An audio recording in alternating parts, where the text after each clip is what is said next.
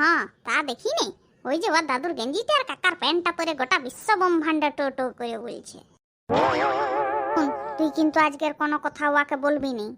না তা আবার বলি, তুই আমাকে 10 টাকার ফুচকা খাইছু, আমি তোর কথা হলো আর বলবো কেন?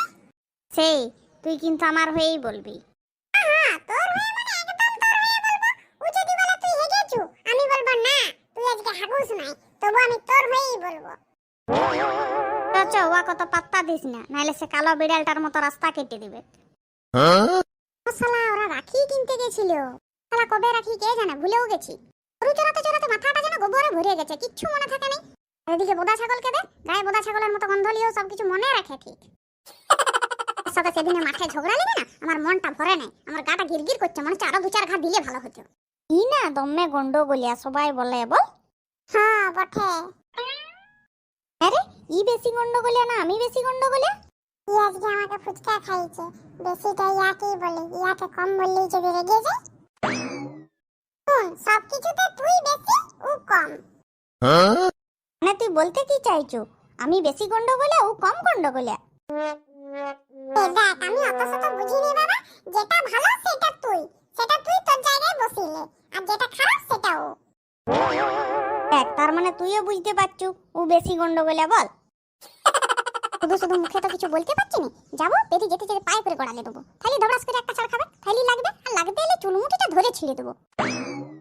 ইয়ে ও মা গো পড়ে গেলাম গো, তুল তুল আমাকে। তুলছি আয় হাতটা ধর উঠ। এত সুন্দর সমান রাস্তাটায় তুই কি করে পড়লি? কি করে আবার ওই গরু বাগালি পায়ে করে ফেলে দিল? শুন, খবরদার বলে দিচ্ছি আমার নামে দোষ দিবি, নিজে হাঁটতে জানা নেই আর আমার নামে দোষ। হ্যাঁ আমি হাঁটতে জানিনি, তুই হাঁটতে জানোস? এই তো জানি বলেই তো এত সুন্দর হেঁটে হেঁটে যাচ্ছি, তোর মতন তা ধবড়াস করে একটা ছাড় খাই নাই। লে পরে আবার বড় বড় কথা গরু বাগালি।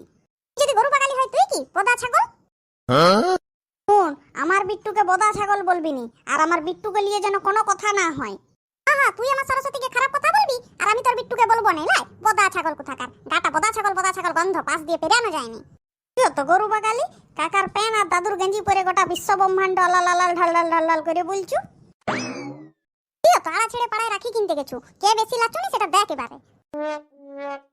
কত ঢং দেখ, রাখি কিনতে গেছে যে সবাইকে রাখি পরাবে আর পয়সা পাবে তার জন্য।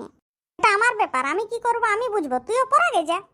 কিছুটা আমি একু থাকা ইয়াদের দুজনের মাঝে পড়ে আমি ফেসে যাচ্ছি। হাতে কি কেন কত মিয়া ছেলে দেখতে পেয়েছি। কে পেয়েছি বললেই তার হবে না, এগুলো সেই মিয়া ছেলেগুলো কালকে ঝগড়া হচ্ছে না ওগুলাই বটে। হ্যাঁ তুই ঠিকই বলেছিস, ওগুলাই বটে রে। শালা অনেকবার বেড়ে গেছে, তোকে বেশি কিছু বলা হয় না তাই। দাঁড়া শালা আজকে তো চুলমুঠিটা ধরে ছিঁড়ে দেবো। তুই আমার চুলমুড়িটা ধরে ছিঁড়ে দিলে তোকে আমি ভালো রাখবো, তোর মাথা তো একটাও চুল রাখবো নাই। দেখি তবে কে কার চুলমুঠিটা ছিঁড়তে পারে। দেখ তাইলে। লে শালা আজকে তোর জোর বেশি না আমার জোর বেশি, দেখাই যাক। দেখলি তো কার জোর বেশি, ভালোই বলে দিচ্ছি, আমার সাথে লাগতে আসিস না। হ্যাঁ রে ভেদা, ইয়াদিকে সেদিনে দেখলাম সেদিনও ঝগড়া হচ্ছিল, আবার আজও ঝগড়া হচ্ছে। ইয়াদের কি সব সময় ঝগড়াই হয়? হয় মনে হয়। হ্যাঁ দেখ ওদিকে লাল শাড়ি পরা মেয়েটা না কাঁদছে, যাবো? যা শোনা, দেখতে পাচ্ছ সাদা জামা পরা মেয়েটা কেমন রেগে আছে, তুই গেলে তোকেও মারবে। এই ভেন্দা, তার মানে ওই সাদা জামা পরা মেয়েটা বেশি ডেঞ্জারাস লাই। হ্যাঁ দেখে তো তাই মনে হচ্ছে।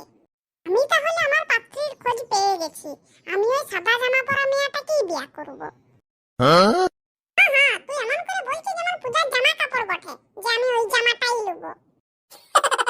যাই তাহলে, আমি বরং এখনই বলে দিয়ে আসি ওকে যে আমি তোমাকে ভালোবাসি।